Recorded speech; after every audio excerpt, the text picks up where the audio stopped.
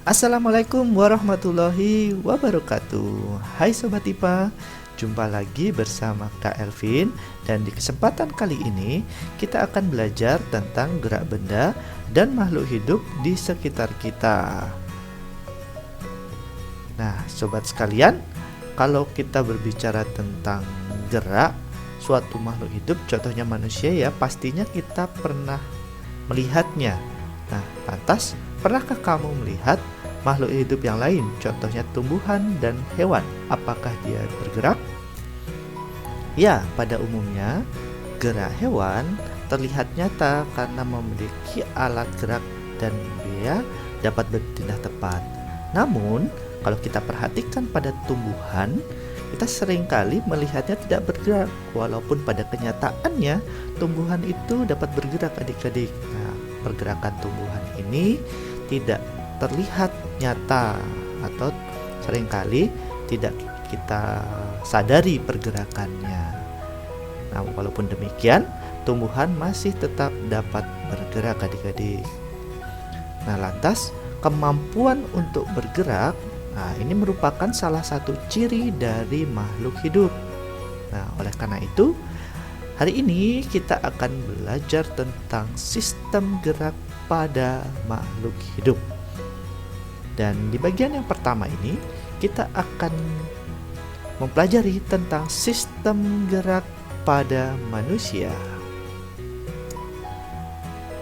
Nah, sistem gerak itu merupakan suatu kesatuan di tubuh manusia yang membuat manusia dapat bergerak sesuai dengan yang dikehendakinya. Nah, sistem gerak manusia itu sendiri terbagi menjadi dua sobat. Nah, yang pertama itu ada yang namanya alat gerak pasif, meliputi tulang, rangka, dan sendi. Kemudian yang kedua itu masuk dalam kategori alat gerak aktif. Nah, kalau dari manusia itu ada yang namanya otot. Kita mulai dari yang pertama, yaitu tentang tulang ya adik-adik. Nah, tulang itu berfungsi sebagai alat gerak pasif. Artinya, tulang hanya dapat bekerja atau bergerak apabila ada bantuan otot. Nah, secara umum, tulang ini memiliki berbagai macam fungsi. Fungsi yang pertama, tulang memberikan bentuk tubuh dari manusia. Yang kedua, tulang ini dapat menahan dan menegakkan tubuh manusia. Kemudian yang ketiga, tulang itu berfungsi untuk melindungi organ vital dalam tubuh manusia. Nah, contohnya itu adalah melindungi organ seperti jantung, paru-paru, dan lain-lain ya, organ-organ vital yang ada pada manusia. Kemudian yang keempat, itu juga sebagai tempat melekatnya otot-otot. Ya, jadi otot manusia itu melekat pada tulang sehingga tulang itu nanti bisa bergerak. Kemudian yang terakhir, tempat pembentukan sel darah. Nah, khusus yang fungsi yang kelima ini tidak semua tulang bisa memproduksi sel darah adik-adik. Nah, hanya beberapa tulang yang dapat memproduksi sel darah. Contohnya itu ada pada tulang paha adik-adik. Selanjutnya, berdasarkan jenisnya, tulang ini dapat dibedakan menjadi dua. Yang pertama itu adalah tulang rawan atau disebut kartilago. Kemudian yang kedua ada yang namanya tulang keras. Nah, contohnya itu kalau tulang rawan itu ada pada tulang hidung, kemudian tulang telinga, kemudian hubungan ruas antar tulang rusuk dan tulang dada, kemudian ada hubungan antar tulang belakang, dan di satu itu ada pada selaput hidung atau di rongga hidung. Sementara tulang keras atau osteon ini tersebar merata di hampir seluruh tubuh manusia. Ya, ada tulang rusuk, kemudian ada tulang bahu, kemudian ada tulang belakang, tulang paha, dan lain sebagainya. Dari mana kita bisa merasakannya? Coba saja kita rasakan atau kalian raba keberadaan dari tulang-tulang tersebut. Nah, adik-adik, berdasarkan penyusunnya. Nah, ini penyusunnya. Nah, tulang rawan, itu disusun oleh sel-sel tulang rawan. Nah, tulang rawan sendiri mengandung lebih banyak kolagen dan sedikit kalsium, sehingga tulang rawan itu bersifat lebih elastis dibandingkan dengan tulang keras. Sementara itu, pada tulang keras disusun oleh osteoblast ya, atau sel pembentuk tulang. Nah, tulang keras tersendiri mengandung lebih banyak kalsium dan sedikit kolagen, kebalikan dari tulang rawan. Nah, berdasarkan bentuknya, tulang dibedakan menjadi 4. Yang pertama ada yang namanya tulang panjang atau berbentuk pipa. Kemudian ada yang namanya tulang pipih. Kemudian namanya tulang pendek ya. Yang keempat, yang terakhir itu adalah tulang tak beraturan. Nah, untuk tulang panjang atau yang berbentuk benda itu berbentuk tabung dan umumnya itu ada rongganya berada di tengah. Nah, contohnya itu ada tulang paha, kemudian tulang betis, tulang kering, tulang kasta, dan tulang pemumpil. Sementara untuk tulang pipih itu berbentuk pipih dan berongga. Nah, biasanya itu berada di tulang rusuk, tulang belikat, dan tulang tengkorak. Kemudian yang ketiga, untuk tulang pendek itu biasanya akan berbentuk silindris ya, atau silinder. Contohnya itu ada di pergelangan kaki dan tangan. Sementara yang terakhir, yang tidak beraturan. Nah, khusus untuk yang tidak beraturan ini, dia berbentuknya tidak beraturan ya, menyesuaikan dengan bentuk tubuh. Nah, contohnya itu yang ada di wajah dan juga tulang belakang ya, atau ruas-ruas tulang belakang. Kita tahu tulang yang ada di tubuh kita merupakan benda yang keras. Nah, walaupun demikian, tulang tidak memiliki ukuran yang tetap. Bagaimana maksudnya? Nah, begini, pada saat janin, hampir semua tubuh manusia tersusun atas tulang rawan. Ya, seiring dengan perkembangannya, tulang rawan tersebut akan berkembang menjadi keras. Jadi, tulang ketika kita masih bayi dengan tulang yang ada pada kita saat ini itu berbeda. Nah, jadi untuk yang ketika di bayi itu akan lebih rawan ketimbang kita yang sudah dewasa ya. Jadi ketika dewasa tulang akan mengeras. Nah, proses inilah yang disebut dengan osifikasi atau proses pertumbuhan tulang. Nah, tulang ini kita perhatikan pada gambar ya. Tulang mula dari tulang rawan kemudian akan mengalami penulangan ya di bagian tengahnya. Kemudian dari bagian tengah itu proses penulangan akan terbentuk pembuluh darah bagian tengah. Nah, kita bisa lihat kemudian lambat laun proses penulangan itu akan semakin menyebar ya, sehingga nantinya seluruh struktur tulang akan mengalami proses pengerasan. Adik-adik, kita tahu bahwa tulang pada manusia itu sangat banyak sekali ya. Nah, sulang-sulang itu tersusun dengan rapi dan membentuk sebuah rangka atau kalau kita bahasakan mungkin susunan tulang itu akan dikenal dengan sebutan rangka. Nah, dari susunan tersebut, kita dapat membedakan rangka pada manusia itu dapat kita bedakan menjadi 3.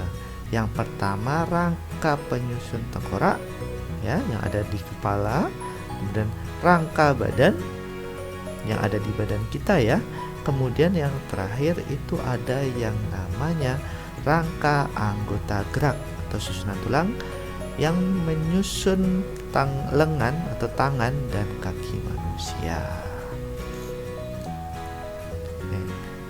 Nah, dari susunan tersebut, hubungan antar tulang itu dikenal dengan nama artikulasi. Nah, hubungan antar tulang yang memungkinkan pergerakan itu kita sebut dengan namanya sendi. Jadi, sendi dapat diartikan sebagai tempat bertemunya dua tulang atau lebih yang mendukung sistem gerak pada manusia.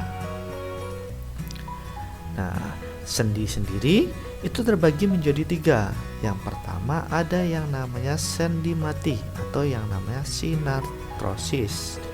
Nah, sendi mati merupakan hubungan antar tulang yang dihubungkan oleh serabut jaringan ikat sehingga tidak dapat digerakkan. Jadi hubungan dari tulang satu dan lainnya itu tidak bisa bergerak.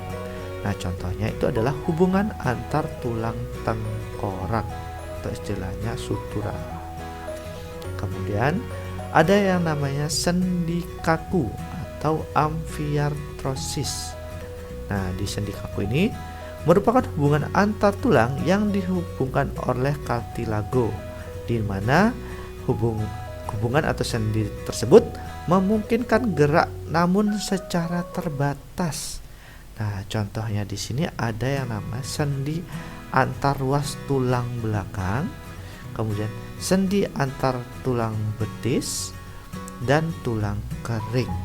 Nah, ini antara tulang betis dan kering itu juga dihubungkan oleh sendi, namun pergerakannya terbatas. Dan yang ketiga, ini adalah sendi gerak atau diartosis. Nah, di sini sendi gerak sendiri merupakan sendi yang tidak dihubungkan oleh jaringan ikat, sehingga tulang itu dapat bergerak dengan bebas. Nah, sendi gerak atau diartrosis ini ada bermacam-macam. Ya, yang pertama itu ada yang namanya sendi peluru. Ya, sendi peluru itu berada di bahu, kemudian di pangkal paha, kemudian yang kedua itu ada yang namanya sendi engsel. Ya, ini itu berada di siku dan di lutut. Kemudian ada sendi putar, itu berada di hubungan antara leher dan tengkorak. Kemudian ada sendi plana, ya, yang berada di ibu jari. Kemudian ada yang namanya sendi geser, yaitu biasanya di tulang belakang.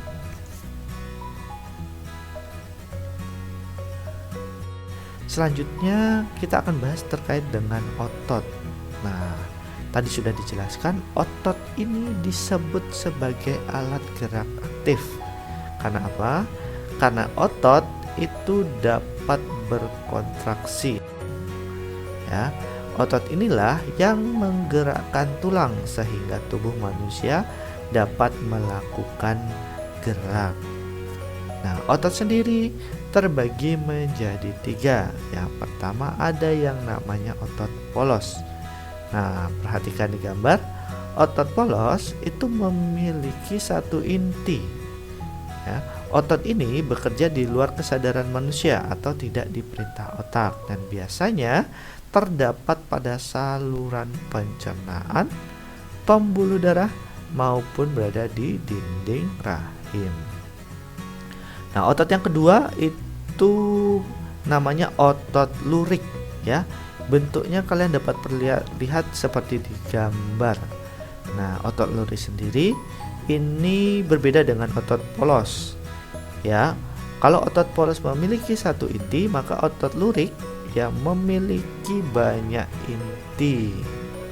Nah, otot ini melekat pada rangka, sehingga otot lurik itu juga dikenal sebagai otot rangka. Nah, otot ini bekerja atas kesadaran atau diperintah oleh otak.